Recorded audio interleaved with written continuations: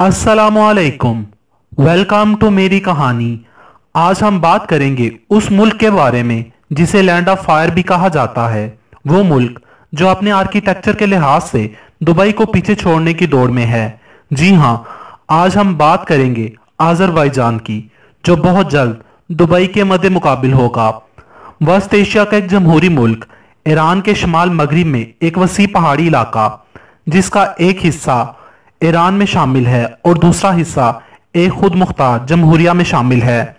शमाल में इन दोनों हिस्सों को दरियाए आरास अलहदा करता है। यूं आज़रबाईजान को दो हिस्सों में तकसीम किया गया है। आज़रबाईजान का कुल रकबा 86,600 मुरब्बा किलोमीटर है। रकबे के लिहाज से यह दुनिया का 113वां बड़ा मुल्क है और आबादी तकरीबन 1 करोड़ के लगभग है। आबादी के लिहाज से यह दुनिया का 90 नंबर पे आने वाला बड़ा मुल्क है। यहाँ कुर्द, आर्मीनी, यहूदी और पारसी भी आबाद हैं, लेकिन अक्सरियत तुर्की बोलने वाले आज़रबाईजानियों की है, जो कि 97.6% हैं और मुसलमान हैं। अपने मोहल्ले वकूअ के एतबार से ईरानी आज़रबाईजान के शुमाल में दरियाए आरास, जो इसे आज़रबाईजान जमहूरिया से जुदा करता है, मगरिब में इराक और तुर्की, जनूब में ईरानी सूबा गिलान और मशरिक में बहरा कैस्पियन है। जबकि आज़रबाईजान जमहूरिया के शमाल में दागिस्तान जमहूरिया, शमाल मगरिब में जॉर्जिया, मगरिब में आर्मीनिया, जनूब में ईरान और मशरिक में बहरा कैस्पियन है। जनूब में दरिया आरास इसे ईरानी आज़रबाईजान से जुदा करता है। ये इलाका तेल की पैदावार के लिहाज से दुनिया के ज़रखेज़ खित्तों में से एक है। कपास, तंबाकू, गंदम और फल वगैरह अहम फसलें हैं। तकरीबन आधी ज़मीन काबिल काश्त है। पहाड़ी इलाकों में भेड़ बकरियां पाली जाती हैं। तांबा, सीसा, लोहा, कोयला, नमक और तेल अहम मादनियात हैं।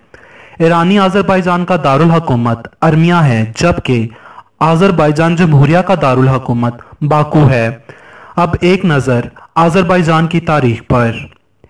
यह इलाका इंसानी तहजीब का गहवारा रहा है। पुराने ज़माने में यह इलाका आर्मीनिया के बादशाहों के ज़ेरे तसल्लुत रहा। 8वीं सदी में यहाँ मेदिया के लोग आकर आबाद हो गए। एक रिवायत के मुताबिक मजूसियों यानी पारसियों का पैगंबर ज़रतश्त यहीं पैदा हुआ था। सिकंदर आज़म ने ईरान की फतह के बाद इस इलाके में अपना एक गवर्नर मुकर्रर किया, जो इसकी वफात के बाद खुद मुख्तार बादशाह बन बैठा।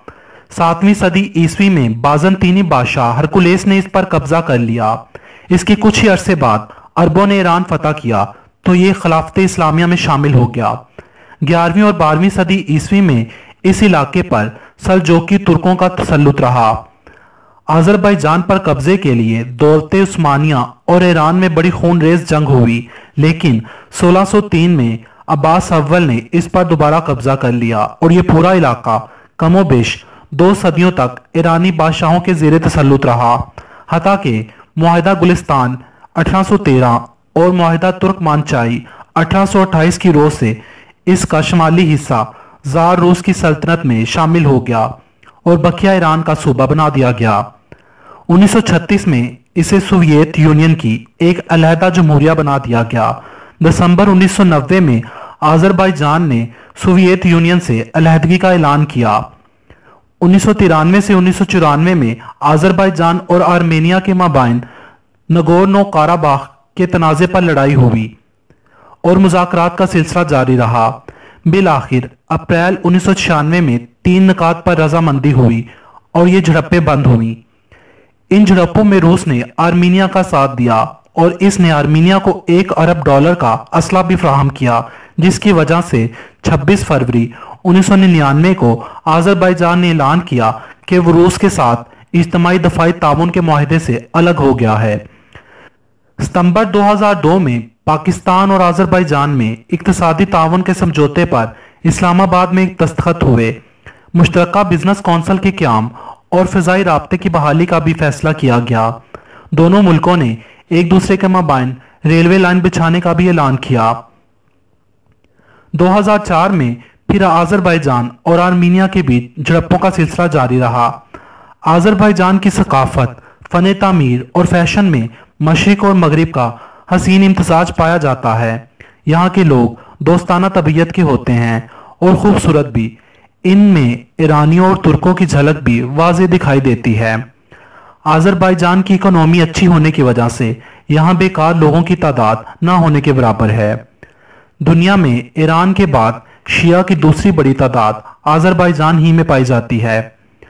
आज़रबाईजान का दारुल हुकूमत बाकू है। बाकू को फारसी के लफ्ज़ बादकोबा से लिया गया है, जिसका मतलब है तेज हवाओं का शहर। क्योंकि सर्दियों में शहर शदीद हवाओं की लपेट में रहता है, बाकू शहर को इस डिज़ाइन से बनाया गया है कि बोट्स के जरिए आप शहर के किसी भी हिस्से में जा सकते हैं। दुनिया का सबसे बड़ा KFC भी बाकू ही में वाक़ है। बाकू शहर के शुमाल मशरिक में ऐसे पहाड़ों का सिलसिला भी है जिन्हें बर्निंग माउंटेन्स भी कहा जाता है।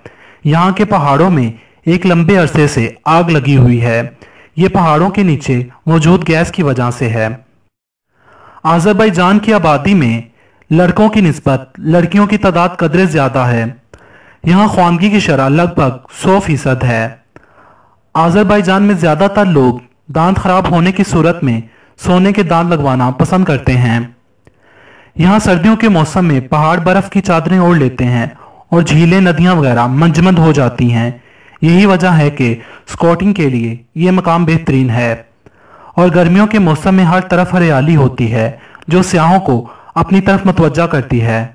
ख़ास तौर पर आज़रबाईजान का शहर शेकी जो पहाड़ की ढलवान पे वाक़ है।